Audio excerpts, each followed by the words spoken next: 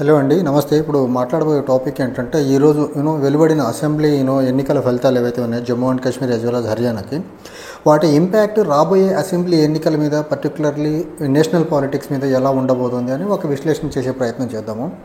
So ఈరోజు జరిగిన రెండు రాష్ట్రాల అసెంబ్లీ ఎన్నికలు చూసుకుంటే, ఒక దగ్గర కాంగ్రెస్కి సంబంధించినటువంటి ఇండియా అలయన్స్ జమ్మూ కాశ్మీర్లో అధికారంలోకి వచ్చింది. రెండో దగ్గర బీజేపీకి హ్యాండ్సమ్ మెజారిటీతో హర్యానాలో బీజేపీ మళ్ళీ హర్యానా రాష్ట్రాన్ని తన దగ్గరే ఉంచుకుంది అధికారం పరంగా చూసుకుంటే. సో దీని ప్రభావం దేశ రాజకీయాలపైన ఎలా పడుతుంది అంటే, జమ్మూ అండ్ కాశ్మీర్ ఎన్నికల ప్రభావం కాంగ్రెస్కి కొంచెం మోరల్ బూస్ట్ ఇచ్చింది. ఎందుకంటే ఈ పొలిటికల్ ఈ ఎలక్టరల్ బ్యాటిల్లో వెనకబడిపోకుండా ఉండేదానికి. కానీ హర్యానా ఎన్నిక ఏదైతే ఉందో అది కాంగ్రెస్కి బీజేపీకి ఆల్మోస్ట్ సెంట్రల్ గవర్నమెంట్ కొన ఊపిరితో కొట్టుమిట్లాడుతుందేమో అనుకున్న టైంలో సెంట్రల్ గవర్నమెంట్కి భయంకరంగా ఒక రకమైన బూస్ట్ ఇచ్చింది. సెంట్రల్ గవర్నమెంట్కి ప్రాణం పోసినట్టే ఉంది. హర్యానాలో కానీ ఓడిపోయి ఉంటే, హర్యానాలో ఎన్నికల ప్రచారం జరుగుతున్న క్రమంలోనే కాంగ్రెస్ నుంచి బీజేపీలోకి వచ్చిన కొంతమంది ఎంపీలు మళ్ళీ కాంగ్రెస్లోకి వెళ్ళిపోయారు. హర్యానాలో కానీ కాంగ్రెస్ ఓడిపోయి ఉంటే ఇప్పటికే సెంటర్లో ఉన్న బీజేపీకి తగిన మెజారిటీ లేదు. మిత్రపక్షాల మీద డిపెండ్ అయ్యి గవర్నమెంట్ సంకీర్ణ ప్రభుత్వాన్ని నడుపుతుంది. హర్యానాలో కానీ ఓడిపోయి ఉంటే బీజేపీ పతనం స్టార్ట్ అయింది. నరేంద్ర మోడీ కరిష్మా వైప్ అవుట్ అయిపోయింది. బీజేపీకి గడ్డు కాలం అనేది నేషనల్ మొత్తం ఎస్టాబ్లిష్ అయిపోయేది. కానీ హర్యానా ఎన్నిక అసలు ఎగ్జిట్ పోల్స్కి, ప్రీ పోల్ సర్వేస్ అంచనాలన్నింటినీ తలకిందులు చేస్తా వన్ సైడెడ్గా కాంగ్రెస్ను బీజేపీ చేతిలోకి వచ్చేసింది. ఇప్పుడు ఈ విజయాన్ని బేస్ చేసుకొని బీజేపీతో కన్ఫ్రంట్ అవ్వాలనుకున్న వాళ్ళు, లేకపోతే బీజేపీ నుంచి బయటకు వచ్చి మళ్ళీ కాంగ్రెస్లోను లేకపోతే వేరే ప్రాంతీయ పార్టీలో జాయిన్ అవ్వాలనుకున్న వాళ్ళకి ఒక పెద్ద బ్లాకేడ్లో పడిపోయింది హర్యానా విజయం బీజేపీకి. సో ఈ క్రమంలో రాబోయే అసెంబ్లీ ఎన్నికల మీద, తద్వారా దేశ రాజకీయాల మీద ఈ ప్రభావం ఎలా ఉంటుందంటే ఖచ్చితంగా ఎంతో కొంత బీజేపీకి అనుకూలంగా ఉండేదానికి ఆస్కారం ఉంది. అంటే బీజేపీకి నేను ఇంతకుముందు హర్యానా అనాలిసిస్ గురించి చెప్తున్నప్పుడు చెప్పినట్లు బీజేపీకి మైక్రో లెవెల్ మేనేజ్మెంట్కి ఒక స్ట్రాంగ్ ఆర్గనైజేషనల్ స్ట్రెంగ్త్ ఉంది. That is call RSS. అలాంటి ఆర్గనైజేషన్ పరంగా ఒక స్ట్రాంగ్ సపోర్ట్ మైక్రో లెవెల్లో మేనేజ్ చేసేదానికి, ఎలాంటి బెనిఫిట్స్ ఆశించకుండా పార్టీ విజయం కోసమే పనిచేసేదానికి ఒక సంఘం పరంగా, ఒక ఆర్గనైజేషన్ పరంగా కాంగ్రెస్కి అలాంటిది లేదు ఆర్ఎస్ఎస్లో. సో ఈ క్రమంలో నెక్స్ట్ జరగబోయే మహారాష్ట్ర ఎన్నికల్లో ఖచ్చితంగా కాంగ్రెస్కి యాజ్ వెల్ యాజ్ బీజేపీకి హర్యానా ఎన్నిక ఎంత ఇంపార్టెంటో ఈక్వల్లీ డబుల్ ఇంపార్టెంట్. హర్యానాలో 90 సీట్లు ఉంటే బీజేపీలో మనకు మహారాష్ట్రలో 250 పైచిలకు సీట్లు ఉన్నాయన్నమాట. అలాంటి రాష్ట్రంలో 250 సీట్లు ఉన్నాయి దగ్గరగా. ఈ క్రమంలో మహారాష్ట్ర రాష్ట్రాన్ని తమ చేతుల్లో ఉంచుకోవాలని బీజేపీకి కూటమి ప్రయత్నిస్తుంది. ఎట్ ద సేమ్ టైం అధికారంలోకి రావాలని కాంగ్రెస్ కూటమి కూడా అంతే బలంగా ప్రయత్నిస్తుంది. ఈ క్రమంలో ఇక్కడ కాంగ్రెస్కు ఉండే ప్లస్ ఏంటి, కాంగ్రెస్కు ఉండే మైనస్ ఏంటి అని కొంచెం పక్కన పెడితే, నేను ఇంతకుముందు వీడియోలో ఆల్రెడీ చెప్పాను కాంగ్రెస్కు ఉండే అడ్వాంటేజెస్ ఏంది, కాంగ్రెస్కి సంబంధించిన కూటమికి మహారాష్ట్రలో ఇప్పటికీ ఎలాంటి అడ్వాంటేజెస్ ఉన్నాయని కొంచెం పక్కన పెట్టేస్తే, ఖచ్చితంగా హర్యానాలో గెలుపు బీజేపీకి ఒక డబల్ డోస్ బూస్టర్లా పనిచేస్తుంది. అందులో ఎలాంటి డౌటే లేదు. ఎందుకంటే హర్యానాలో యాంటీ ఇన్కంబెన్సీ ఉంది బీజేపీ మీద. హర్యానాలో బీజేపీ ఓడిపోతుందనేసి national media, pre poll surveys, exit polls అన్నీ చెప్పాయి. బట్ స్టిల్ బీజేపీ ఎక్కడా కూడా తన మనోధైర్యాన్ని కోల్పోకుండా ఎలక్షన్కి ఏమేమి అవసరమో అవన్నీ సైలెంట్గా చేసుకుంటూ వెళ్ళి విజయం సాధించింది. కానీ కాంగ్రెస్ పార్టీ గెలుస్తామన్న ధీమాతో ఒక particularly BJP Congress central leadership మీద ఎక్కువ డిపెండెన్సీ ఇన్ఫైటింగ్ స్టేట్లో ఉన్న లీడర్స్ మీద ఇన్ఫైటింగ్ వల్ల కాంగ్రెస్ దెబ్బతినేసింది. కానీ వెన్ ఇట్ కమ్స్ టు మహారాష్ట్రలో సెంట్రల్ లీడర్షిప్ ఎంత ఇంపార్టెంటో కాంగ్రెస్ కానీ బీజేపీ కానీ లోకల్ లీడర్షిప్ కూడా అంతే ఇంపార్టెంట్. కానీ కాంగ్రెస్ కూటమికి సంబంధించి మహారాష్ట్రలో ఒక స్ట్రాంగ్ లోకల్ లీడర్షిప్ కూడా ఉంది. అది మహారాష్ట్రలో శరద్ పవార్ కానివ్వండి, శివసేన ఉద్ధవ్ ఠాక్రే అవనివ్వండి, లేకపోతే కాంగ్రెస్ పార్టీకి సంబంధించిన లీడర్షిప్ కూడాను. కానీ కంపారిటివ్లీ బీజేపీకి లోకల్ లీడర్షిప్ అంత స్ట్రాంగ్గా లేదు మహారాష్ట్రలో. ఒక్క దేవేంద్ర ఫడ్నవీస్ తప్ప ఇంకా చెప్పుకోదగ్గ స్టేట్ వైడ్ స్టాల్వార్డ్ ఫిగర్స్ బీజేపీకి మహారాష్ట్రలో లేరు. కానీ బీజేపీకి యాడెడ్ అడ్వాంటేజ్ ఏంటి? Central leadership. కాంగ్రెస్కి ఎంత బలమైన సెంట్రల్ లీడర్షిప్ ఉందో సెంటర్లో ఈక్వల్, అంతకంటే కొంచెం బెటర్గానే స్ట్రాంగ్ లీడర్షిప్ బీజేపీకి ఉంది సెంటర్ నుంచి. సో ఈ రకంగా చూసుకుంటే రెండు బ్యాలెన్స్ చేసుకుంటూ వెళ్తే ఖచ్చితంగా సెంట్రల్ లీడర్షిప్ రెండు పార్టీలకు ఉంది, కొంచెం కాంగ్రెస్ బెటర్ స్ట్రాంగ్గా, బీజేపీ కొంచెం బెటర్ స్ట్రాంగ్గా ఉంది. కానీ మహారాష్ట్రలో లోకల్ లీడర్షిప్ చాలా స్ట్రాంగ్గా కాంగ్రెస్ కూటమికి ఉంది, మహావికాస్ అఘాడీకి ఉంది. ఈ క్రమంలో హర్యానా ఎన్నికలను బట్టి బీజేపీని కాంగ్రెస్ నేర్చుకోవాలి లెసన్స్ ఏంటంటే, ఫస్ట్ అండ్ ఫార్మోస్ట్ థింగ్, విజయాన్ని గ్రాంటెడ్గా తీసుకోవద్దు. లోక్సభలో పెర్ఫార్మెన్స్ బాగుంది కదా, ఇక్కడ మనం గెలిచేస్తామనేది గ్రాంటెడ్గా తీసుకోవచ్చు. ఎందుకంటే లోక్సభ ఎన్నికల్లో హర్యానాలో కూడా కాంగ్రెస్ బెటర్గానే ఫేర్ చేసింది, 0 నుంచి 5కి వచ్చింది. అంటే ఈక్వల్ 10 పార్లమెంట్ సీట్స్ ఉన్న హర్యానాలో ఈక్వల్లీ 5 వచ్చినాయి కాంగ్రెస్కి బీజేపీకి. కానీ when it comes to assembly elections బీజేపీకి చాలా ఎక్కువ సీట్లు వచ్చేసాయి, కాంగ్రెస్కి తక్కువ సీట్లు వచ్చినాయి. దాన్ని బేస్ చేసుకొని హర్యానాలో, మహారాష్ట్రలో అప్కమింగ్ అసెంబ్లీ ఎన్నికల్లో మనకు లోక్సభలో పెర్ఫార్మెన్స్ బాగుంది కదా, గ్రాంటెడ్గా తీసుకొని నెగ్లెక్టెడ్ మేనర్లో క్యాంపెయిన్ చేస్తే వర్కౌట్ అవ్వదు. నెంబర్ 1. నెంబర్ 2, ఖచ్చితంగా మైక్రో లెవెల్ మేనేజ్మెంట్ని, మైక్రో క్యాంపెయిన్కి చాలా ఎక్కువ ప్రయారిటీ ఇవ్వాలి. సెకండ్ థింగ్, ఇన్ ఫైటింగ్ ఎక్కడన్నా ఉంటే దాన్ని ఎంత తొందరగా కర్టైల్ చేసుకుంటే అంత మంచిది. కాంగ్రెస్లో కానీ, ఎన్సీపీ శరద్ పవార్లో కానివ్వండి, లేకపోతే శివసేన ఉద్ధవ్ బాల్ ఠాక్రే గ్రూప్లో కానివ్వండి. ఇంకొకటి, కాంగ్రెస్ పార్టీ చాలా కీన్గా నేర్చుకోవాల్సింది, రెబల్స్ని, బీజేపీ హర్యానాలో రెబల్స్ని ఎలా కంట్రోల్ చేసిందో, రెబల్స్ లేకుండా ఎలా జాగ్రత్త పడ్డదో, అలాంటి జాగ్రత్త కాంగ్రెస్ పార్టీ మహారాష్ట్రలో తప్పనిసరిగా తీసుకోవాల్సిన ఆవశ్యకత ఎంతైనా ఉంది. ఇన్ కేస్ రెబల్స్ని కంట్రోల్ చేయలేకపోతే ఖచ్చితంగా వాళ్ళ ఇంపాక్ట్ 2000 ఓట్ల, 3000 ఓట్ల, 4000 ఓట్ల చెప్పలేం, కానీ ఆ ఇంపాక్ట్ డైరెక్ట్గా గెలుపు మీద పడుతుంది. ఫర్ ఎగ్జాంపుల్, ఒక 2000 ఓట్ల మెజారిటీతో ఒక అభ్యర్థి గెలుస్తున్న దగ్గర అక్కడ రెబల్ అభ్యర్థికి ఒక 3000 ఓట్లు పడితే ఖచ్చితంగా గెలవాల్సిన అభ్యర్థి ఓడిపోతాడు, ఓడిపోయే అభ్యర్థి గెలుస్తాడు అనమాట. ఈ తారుమారయ్యేదానికి రెబల్స్, ఇండిపెండెంట్స్ చాలా క్రూషియల్ రోల్ ప్లే చేస్తారు.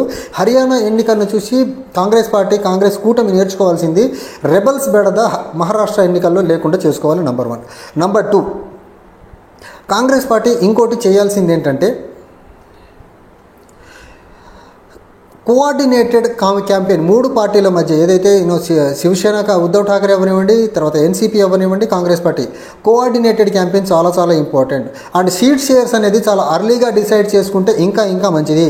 సీట్ షేర్ డిస్కషన్స్ లాస్ట్ వరకు ప్రొలాంగ్ చేసే కొద్దీ ఖచ్చితంగా అది బీజేపీకి సంబంధించిన కూటమికి అడ్వాంటేజ్ అవుతుంది. సో ఈ రకంగా చూసుకుంటే కాంగ్రెస్కి, బీజేపీకి ఎవరి సాధ్యాలు, ఎవరెవరి అసాధ్యాలు ఆడుకున్నాయి మహారాష్ట్రలో.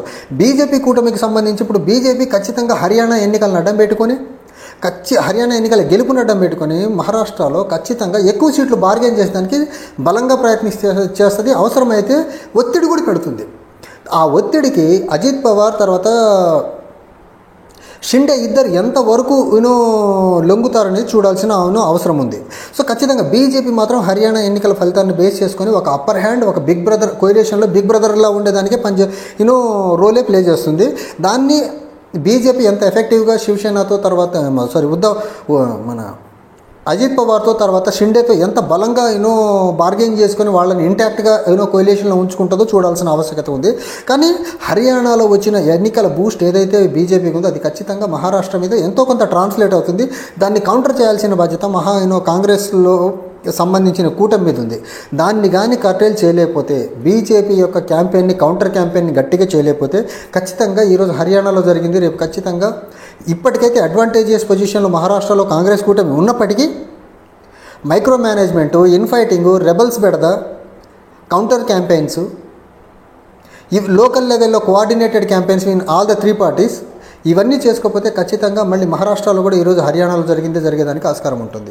ఒక్కసారి మహారాష్ట్ర కానీ బీజేపీ కూటమి చేతిలోకి వెళ్తే బీజేపీని ఇంకా రాజకీయంగా దేశంలో 2029 వరకు ఆపడం అంత ఈజీ కానే కాదు. ఎందుకంటే financial capital of India Bombay మహారాష్ట్రలో ఉంది. సో మహారాష్ట్రలో బీజేపీ కూటమిని కానీ ఓడించకపోతే రాబోయే రోజుల్లో దేశ రాజకీయాల మీద దాని ఇంపాక్ట్ చాలా బలంగా పడేదానికి ఆస్కారం ఉంటుంది. సో ఈరోజు వచ్చిన అసెంబ్లీ ఫలితాలను బేస్ చేసుకొని ఖచ్చితంగా దీని ఇంపాక్టు రాబోయే అసెంబ్లీ ఎన్నికల మీద బీజేపీకి కొంచెం ప్రోగా ఉండేదానికి ఆస్కారం ఉంది. బీజేపీ హర్యానాలో ఏ స్ట్రాటజీస్ని అయితే ఫాలో అయిందో, ఇన్స్పైట్ నేషనల్ మీడియా స్ట్రాటజీస్ అన్నీ బీజేపీకి వ్యతిరేకంగా ఉన్నాయని చెప్పినా కానీ ఆ స్ట్రాటజీనే మహారాష్ట్రలో అప్లై చేసేదానికి ట్రై చేస్తారు. దానికంటే భిన్నమైన స్ట్రాటజీ ఇంకొంచెం అప్లై చేసేదానికి ట్రై చేస్తారు. బట్ ఎనీ కాస్ట్ వాళ్ళు అంత ఈజీగా మహారాష్ట్ర వాళ్ళ చేతి నుంచి చేజారుకునేదానికైతే ఇష్టపడరు. వాళ్ళ చేతిలో ఉన్న రాష్ట్రాన్ని వదులుకునేదానికి ఇష్టపడరు. వాళ్ళ చేతిలో లేని రాష్ట్రాన్ని తెచ్చుకునేదానికి ఎంతకన్నా బీజేపీ కష్టపడుతుంది. దీన్ని మైండ్లో పెట్టుకొని రాబోయే అసెంబ్లీ ఎన్నికల్లో కాంగ్రెస్కి సంబంధించిన మిత్రపక్షాలు లేకపోతే కాంగ్రెస్ పార్టీ బలంగా లేని దగ్గర ఏ పార్టీలు అయితే అక్కడ స్ట్రాంగ్గా ఉంటాయో ఆ పార్టీలు బలంగా కానీ పనిచేయకపోతే బీజేపీ యొక్క విజయం పరంపరని బ్రేక్ చేయడం అంత ఈజీ అయితే కాదు. నేను బిగినింగ్లో చెప్పినట్టు బీజేపీకి యాడెడ్ అడ్వాంటేజ్ ఆర్ఎస్ఎస్, కమిటెడ్ కార్యకర్తాస్, జెన్యూన్గా పనిచేసే కార్యకర్తలు. ఖచ్చితంగా బీజేపీకి ఈ విషయంలో no other party, political party match అయ్యేదానికి ఆస్కారం లేదు. ఈ రకమైన ఫంక్షనల్ స్ట్రక్చరల్లీ స్ట్రాంగ్ ఒక గ్రూపు సపోర్ట్ చేసే గ్రూప్ ఉంటాం ఏ పార్టీకి లేదు. సో దీన్ని బేస్ చేసుకొని బీజేపీ ఒక 10% హార్డ్ వర్క్ చేస్తే రిమైనింగ్ పార్టీస్ బీజేపీ మీద గెలిచేదానికి ఖచ్చితంగా 20% ఎఫర్ట్స్ పెట్టాల్సి ఉంటుంది. సో ఈరోజు ఎన్నికల ప్రభావం దేశ రాజకీయాల మీద పడుతుందా అంటే ఒకటి డ్యామ్ షూర్గా చెప్పగలము, కేంద్రంలో ఉన్న బీజేపీ ప్రభుత్వం పడిపోకుండా, నరేంద్ర మోదీ మీద అమిత్ షా యొక్క లీడర్షిప్ మీద ఎక్కువ క్వశ్చన్స్ రాకుండా, వాళ్ళ లీడర్షిప్ని యాక్సెప్ట్ చేస్తా ఖచ్చితంగా కొంచెం అయితే పాజ్లోకి పెట్టిందనేది క్లియర్. ఇంకోటి, నరేంద్ర మోదీ అండ్ అమిత్ షా యొక్క లీడర్షిప్ మీద ఎవరికన్నా వ్యతిరేక కొంచెం అటు ఇటుగా డివైడ్ ఒపీనియన్ ఉన్నోళ్ళు కూడా ఇప్పుడు క్వైట్గా ఉండిపోతారు. ఎందుకంటే హర్యానాలో గెలిచింది కాబట్టి. హర్యానాలో గెలిచిన ఫ్యాక్టర్స్ వేరే ఉన్నాయి. అక్కడ కమ్యూనిటీస్ మధ్య ఉన్న Jat versus non Jat consolidation అవనివ్వండి, లేకపోతే బీజేపీ మైక్రో లెవెల్ క్యాంపెయిన్ అవనివ్వండి, ఆర్ఎస్ఎస్ ఒక కోఆర్డినేటెడ్ ఎఫర్ట్ అవనివ్వండి, లేకపోతే అక్కడ ఓబీసీ చీఫ్ మినిస్టర్ లాస్ట్ మినిట్లో మార్చి ఓబీసీ ఓట్లని కన్సాలిడేట్ చేసుకోవడం అవనివ్వండి, ఇవన్నీ టూ మెనీ ఫ్యాక్టర్స్ కలిసి వచ్చి అక్కడ గెలిచిన అల్టిమేట్లీ నేషనల్ లీడర్షిప్కి ఎంతో కొంత క్రెడిట్ వెళ్తుంది. ఆ క్రెడిట్ డైరెక్ట్గా అమిత్ షా మోదీ దగ్గరికి వెళ్తుంది. సో బేస్ చేసుకొని ఖచ్చితంగా వాళ్ళ లీడర్షిప్ మీద బీజేపీ వితిన్ బీజేపీ కానీ కోయలేషన్ పార్ట్నర్స్లో నుంచి కానీ ఎక్కువ వ్యతిరేకత వచ్చేదానికైతే ఇప్పటికైతే ఆస్కారం లేదు.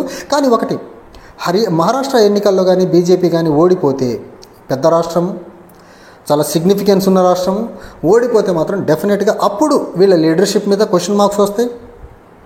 వీళ్ళని వ్యతిరేకించే వాళ్ళు బయటకు వచ్చేదానికి ఆస్కారం ఉంటుంది. కానీ అది వాళ్ళని వ్యతిరేకించే వాళ్ళు బయటికి రావాలన్నా, వాళ్ళ లీడర్షిప్ మీద క్వశ్చన్ మార్క్ రావాలన్నా ఖచ్చితంగా కాంగ్రెస్కి సంబంధించిన కూటమి మహావికాసి అఘాడి ఏదైతే ఉందో అది ఖచ్చితంగా మహారాష్ట్రలో బీజేపీకి సంబంధించిన కూటమిని ఓడిస్తేనే సాధ్యమవుతుంది. హర్యానా ఇంపాక్ట్ ఎంతో కొంత బీజేపీకి ఒక మోరల్ బూస్ట్, డబల్ డోస్ బూస్టర్లానే పనిచేస్తుంది. దాన్ని బేస్ చేసుకుని కాంగ్రెస్ పార్టీ అండ్ కోయలేషన్ పార్ట్నర్స్గా ఉన్నటువంటి ఎన్సీపీ, తర్వాత ఉద్ధవ్ ఠాక్రే పార్టీ మూడు కూడా ఒక కోఆర్డినేటెడ్ ఎఫర్ట్ ఇప్పటి నుంచే స్టార్ట్ చేయకపోతే ఖచ్చితంగా బీజేపీని మహారాష్ట్రలో కూడా ఆపడం అంత ఈజీ అయితే కదా. ఆల్రెడీ వాళ్ళు అక్కడ పవర్లో ఉన్నారు. అండ్ బీజేపీకి యాడెడ్ అడ్వాంటేజ్ మహారాష్ట్రలో ఏంటి, ఆర్ఎస్ఎస్ హెడ్ క్వార్టర్ కూడా నాగ్పూర్లోనే ఉంది, ఆ నాగ్పూర్ మహారాష్ట్రలోనే ఉంది. సో అది కూడా యాడెడ్ అడ్వాంటేజ్ అవుతుంది. సో ఈ రకంగా చూసుకుంటే బీజేపీకి అయితే ఇప్పటికైతే ఖచ్చితంగా బ్యాక్ ఫుట్లోనే ఉన్నారు. ఎందుకంటే గత 5 సంవత్సరాలుగా ఏ పార్టీలని ఎలా చీల్చి ఏం చేశారనేది చాలా క్లియర్గా మహారాష్ట్ర ప్రజల మైండ్లో ఉంది. రైతాంగానికి బీజేపీ ఏం చేసిందనేది కూడా చాలా క్లియర్గా ఉంది. దళితుల పట్ల ఎలా బిహేవ్ చేస్తున్నారనేది కూడా చాలా క్లియర్గా ఉంది. రీసెంట్గా శివాజీ మహారాజ్ యొక్క స్టాచ్యూ కింద పడిపోవడం, దాంట్లో జరిగిన అవకతవకలు, అవినీతి గురించి కూడా చాలా పెద్ద మొత్తంలో అక్కడ చర్చిస్తున్నారు. ఇవన్నీ నెగిటివ్గా ఉన్న దగ్గర అలసత్వాన్ని కాంగ్రెస్ కూటమి ప్రదర్శించకుండా ఎక్కువ ఎఫర్ట్స్ పెట్టి హార్డ్ వర్క్ పెడితే మాత్రమే బీజేపీని మహారాష్ట్రలో ఓడించగలదు. ఇన్ కేస్ బీజేపీని మహారాష్ట్రలో ఓడించకపోతే 2029 వరకు బీజేపీని దేశ రాజకీయాల్లో కట్టడి చేయడం ఈజీ కాదు.